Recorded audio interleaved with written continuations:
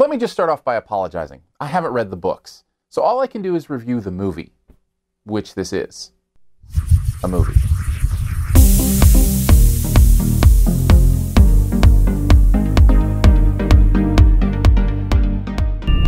These visions, as you call them. What do you see? I see a tower, a man in black, and the gunslinger. They're just dreams. They're not real, Jake.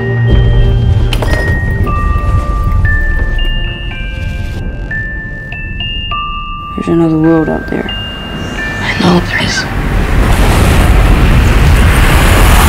is. The Dark Tower tells the story of a child who begins having visions of another world not his own, and what happens when he discovers those visions might be true. It's based on a series of books by Stephen King, stars Matthew McConaughey, as well as Idris Elba, many others in there too, in a series that many thought couldn't be adapted to the big screen.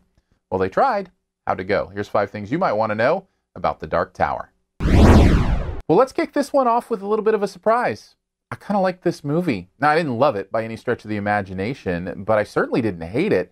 There's some good, there's some bad. Let's kind of sort it out. I will say, and I guess we have to say this right off the top, I've never read the books, so I don't come to it with any sort of context. I don't come to it with any sort of expectations. I just come to it to watch a movie. And as a movie, I think there's a lot about this that works. First of all, and again, I don't know how much of this is Stephen King, but I love this world that King has created, or at least that's been adapted from what King has created here. I love the ideas here. I love the simplicity of these ideas. And more than even that, I love that it's expressed in a very clear and fresh way.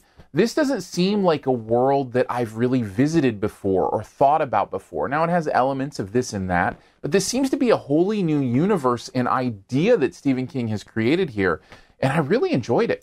I also have to say, I think the acting here is top-notch. Idris Elba is so good in this role. He's just such a believable actor, and he just has that weight and power you need in a performance like this. I also thought that Matthew McConaughey was really good in this role, although I will say he's basically playing the same character that David Tennant played in Jessica Jones, and Tennant kind of did it better. It's that same kind of idea, but I like what he's doing with it. I like the way that his presence is portrayed on screen. The acting here really is decent. The problem isn't with the acting. We'll get to the problem with these characters in a little bit, but as for the acting, that stuff's good. So that's the really good stuff, and the reason I probably enjoyed this movie more than some. I will say, and these are probably the yellows that we get into here, this is 2 different movies. And it's this interesting combination of a movie that is both tightly woven with a very short runtime that I really appreciated. It didn't spend a lot of time trying to flesh out the entirety of this universe. It just gave us that simple, tight story. So I liked that. But at the same time, it does feel plotting at times. It feels like it's not getting places as quickly as it should, or with the energy maybe that it should get there with. So it kind of had this give and take between a movie that seemed to know where it was going, but not always get there in the best way possible.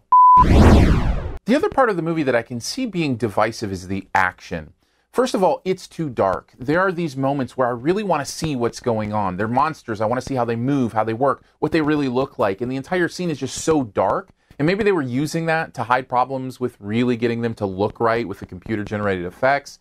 Whatever it was, there were just these dark moments that I wanted to see more of. Having said that, when I could see what was going on for a few of those moments, they were incredible. There's some really great action here. Some of the gunplay here is really interesting and clever and kind of cool, and I love that stuff. Unfortunately, it was hidden a lot of the time, and probably too far and few between. But you know what the biggest negative about this movie is? At least for somebody who hasn't read the books.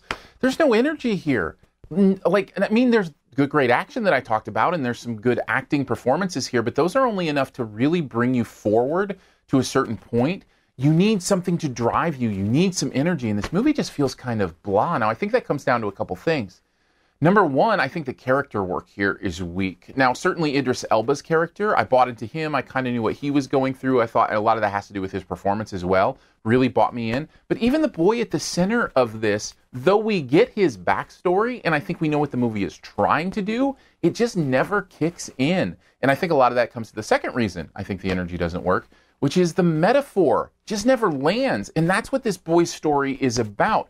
Things that happened in his past that should relate to this new world, and they kind of scratch the surface of it, but I just wanted it to lock in, because there's nothing more energetic and cool for me than when a metaphor really locks in and those themes all engage. And this movie just feels maybe a little too sloppy to really pull that off. Overall, I feel like The Dark Tower, at least for somebody who hasn't read the books, could be a good enough watch, but there's enough wrong here for me to bring it down to a C+. Thanks for checking out this Your Movie Friend review. We'll get to the Best Ever Challenge here in a bit. Before we do, though, let's connect. Hit me up on Twitter. It's at Aaron Dicer, AARONDICER. We can have some movie conversations there. You can also check out our movie conversations on the podcast. If you do the podcast thing, just look for SiftPop, SiftPop, whatever podcast player you use should be available there. And subscribe, comment, all that fun stuff here at YouTube. Would appreciate that as well. And finally, support at Patreon. Patreon.com/YourMovieFriend. Starts at $3 a month. Some pretty fun perks that go along with that. That's Patreon.com/YourMovieFriend. And thank you so much for those who have already supported. It means the absolute world to me. All right, on to the Best Ever Challenge, where you name the best movie ever in a particular category. Also try to identify my choice. What is the best Stephen King adapted movie ever? I guess adapted book into a movie ever, but you knew what I mean. Man, there's a lot of them, but I'm going to have to go with the obvious choice that involves probably a good reason that a certain actor got a job narrating a movie about flightless birds. Take a guess at mine in the comments. First person to get it right does get a point, and as always, here's a few extra seconds to hit subscribe. Just click my face.